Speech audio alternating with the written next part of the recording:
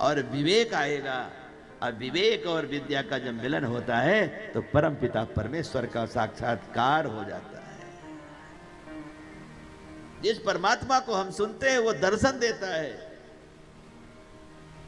दर्शन भी एक शास्त्र है ना।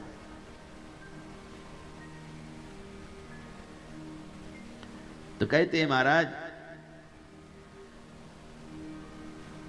मकसूदन सरस्वती जी को सबने गुरु मान लिया। यहां से गुजर जाएं, जैसे आज देखते हो ना मृतलोक में हमारे, किसी विषय का किसी को कोई ज्ञान है वो तो गुरु जी तो है ही है। और मैं तो कहता हूं गुरु के अलावा कुछ है ही नहीं। मंत्र चाहे हम जब भी लें, लेकिन गुरु तो हमारे साथ सदैव रहे। अखंड मंडलाकारम व्याप्तम येन चराचर।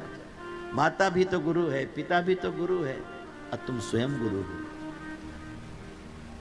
जो अपना गुरु बनता है वो गुलामी से बच जाता है, और जो दूसरे का गुरु बनता है वो गुलाम बन जाता है। जब माता पिता बनते हो तो बच्चों की सेवा करनी पड़ती है, इसलिए स्वयं के गुरु बनना चाहिए, किसी और के गुरु नहीं बनना चाहिए। झंझट है।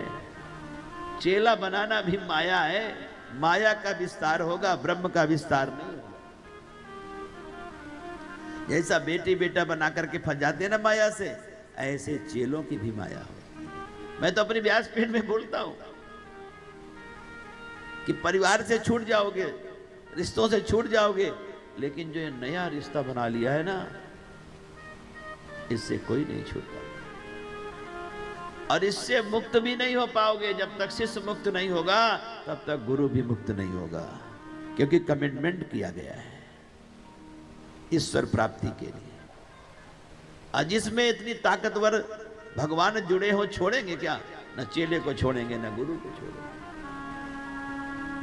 इसलिए बनो मत, हो जाओ। बनना और हो जाने में अंतर है।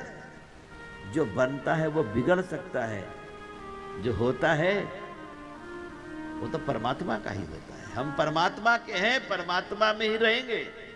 बाहर आकर के बन रहे हैं कुछ। कोई गुरु बन के बैठा है, कोई चेला बन के बैठा है, अपनी अपनी भूमिका का अभिनय कर रहा है।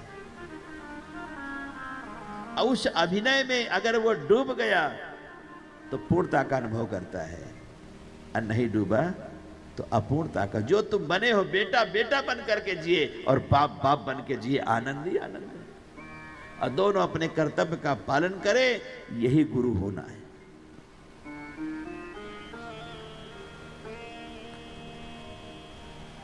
तो मकसूदन सरस्वती